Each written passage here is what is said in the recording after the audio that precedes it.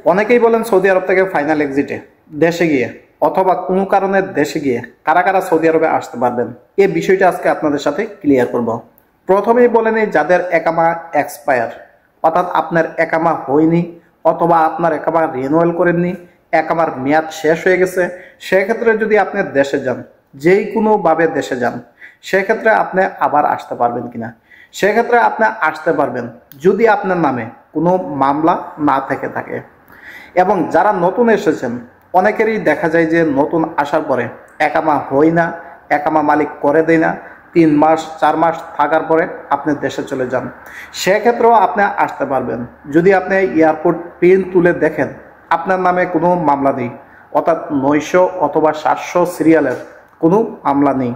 সেক্ষেত্রে আপনি অনায়াসে আবার সৌদি আরবে আসতে পারবেন। যদি মামলা থাকে তাহলে আপনি অনির্দিষ্টকালের জন্য সৌদি আরবে আর আসতে পারবেন না। সেক্ষেত্রে আপনি নিষেধাজ্ঞায় পড়ে যাবেন আজীবনের জন্য।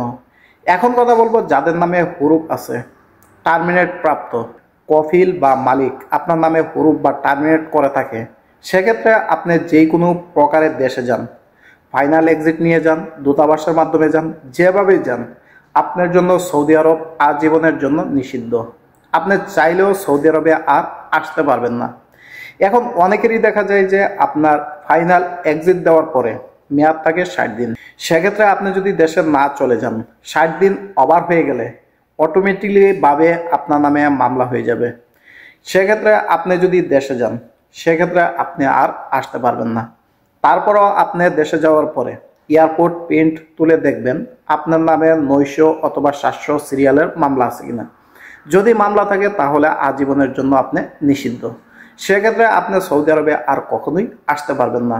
আর যদি আপনার নামে কোনো মামলা না থাকে বা আপনার যদি ফিঙ্গারপ্রিন্ট বা যাওয়াজাতের মাধ্যমে কোনো সমস্যা না থাকে, তাহলে কিন্তু আপনি আবার সৌদি আরবে আসতে পারবেন। তো অনেক সময় আরেকটা জিনিস লক্ষ্য করা যায়, সেটা হলো আপনি যদি সফর জেলের মাধ্যমে দেশে যান, সফর জেল বলতে সৌদি আরবে আপনাকে পুলিশে ধরছে, যে কোনো সফর জেলের মাধ্যমে আপনি যখন দেশে যাবেন, আপনি যে কই দিন জেল খাটেন, 1 দিন 2 দিন 6 মাস 1 বছর যতদিনই হাঁটেন, তারপরে যখন আপনি আসতে যাবেন তখন কিন্তু আপনি আর আসতে পারবেন না। সেক্ষেত্রে আপনার যে একামা বা ভিসা নাম্বার, পাসপোর্ট নাম্বার আছে, সেইখানে আপনাকে আজীবনের জন্য নিষিদ্ধ করে দিবে 700 অথবা 900 সিরিয়ালের মামলা দিয়ে। এবং আপনি যদি সৌদি আরব থেকে কোনো কারণে দেশে যান এবং আপনাকে যদি সৌদি আরবের এয়ারপোর্টে বাসমা বা ফিঙ্গারপ্রিন্ট রেখে দিন, সেক্ষেত্রেও কিন্তু আপনার নামে অটোমেটিকলি ওরা মামলা দিয়ে দিবে। সেক্ষেত্রেও আপনি ইচ্ছা করলে আর সৌদি আরবে আসতে পারবেন না।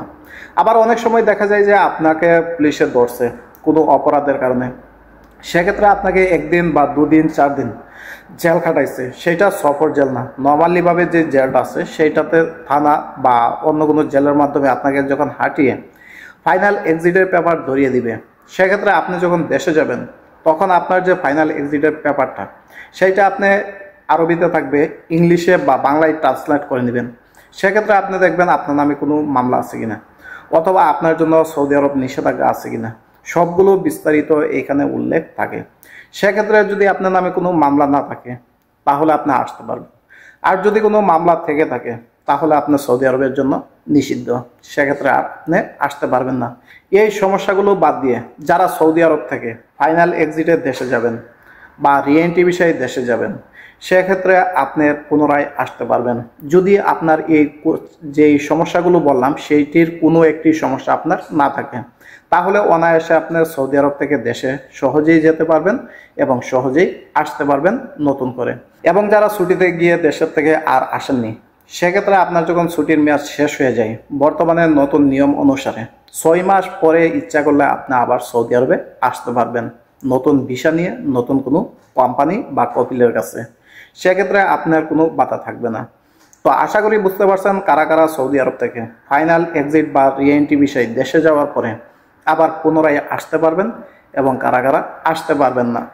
আশা করি ভিডিওটির মাধ্যমে আপনার কিছুটা হলো উপকারে আসবে। ভিডিওটিতে অবশ্যই একটি আপনার মতামত জানিয়ে কমেন্ট করে দিবেন। ফেসবুক থেকে দেখে থাকলে শেয়ার করে দিবেন। ধন্যবাদ।